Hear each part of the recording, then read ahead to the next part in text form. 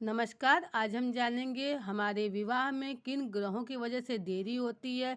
कौन से ऐसे ग्रह हैं जिसकी वजह से शादी लगते लगते टूट जाती है, या अच्छी खासी हुई शादी तलाक के योग बना देती है, या विवाह सही से नहीं चलता है, पारिवारिक कलेश बना रहता है, या लव लाइफ हमारी क्यों अधूरे पे रह जाती है।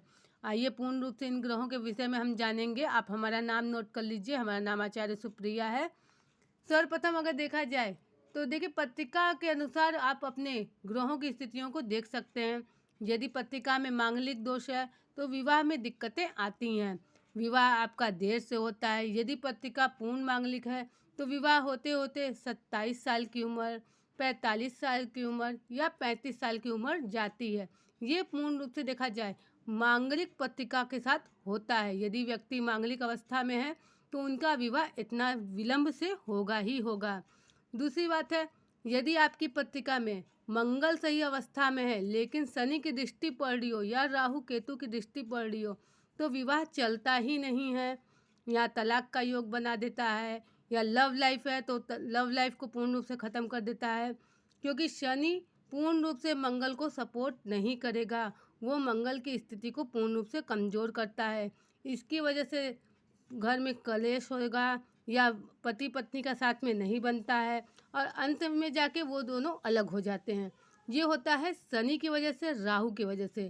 साथ ही अगर मंगल केतु को सपोर्ट करने लगे या केतु के साथ चलने लगे तो इसमें एक व्यक्ति की स्थिति इतनी ज़्यादा खराब हो जाएगी, जिनसे आपका विवाह हुआ उनकी स्थिति इतनी ज़्यादा खराब हो जाएगी कि मृत्यु तूल कष्ट भी आने लगता है। ये केतु और मंगल सपोर्ट करते हैं तब, तो यहाँ से विवाह की स्थिति समाप्त हो जाती है।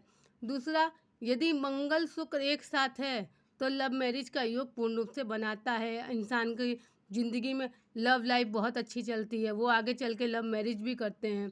लेकिन लव मैरिज भी टूटने के कगार पे तब आते हैं जब राहु स्थिति मंगल को दे। राहु मंगल को पूर्ण रूप से दृष्टि देने लगेगा, तो यहाँ पे लव लाइफ भी पूर्ण रूप से ख़त्म हो जाती है। या लव मैरिज है तो लव मैरिज में भी मनमुटाव होने लगता है।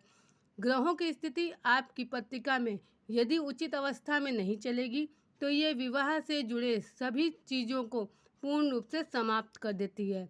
आपको अपनी कुंडली जांच करवानी चाहिए। कुंडली के अनुसार आपको ग्रह रत्न धारण करना चाहिए, ताकि देखना चाहिए कि आपके लाइफ में ऐसा क्या ग्रह चल रहा है जिसकी वजह से आपके विवाह को देरी हो रही है, या आपकी शादी नहीं हो पा रही है, या आप अपने लव लाइफ में इतना ज़्यादा परेशान हैं।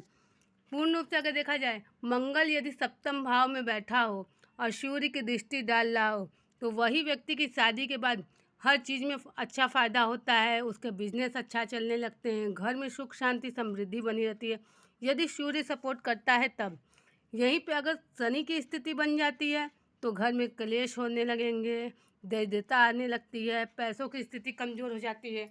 अचानक से अगर देखा जाए तो पूर्ण रूप से बिजनेस भी व्यक्ति अगर करा हो तो उसका बिजनेस भी बंद हो जाता है। वहाँ पे उनके कोई भी ग्रह साथ नहीं देते हैं। इसीलिए सर्वप्रथम, यदि विवाह में आपकी देरी हो रही हो तो आप अपनी कुंडली की जांच करवाइए।